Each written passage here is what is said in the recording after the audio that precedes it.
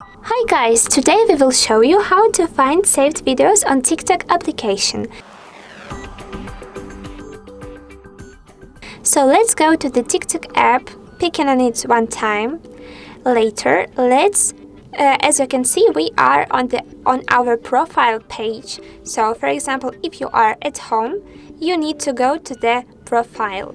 Next, let's tap on this third option at the top bar of the screen and choose the videos section. So as you can see, we have the list of all our saved videos. Thank you for watching, and we hope that this guide was useful and interesting. Don't forget to subscribe on our channel, and thank you for watching. Goodbye.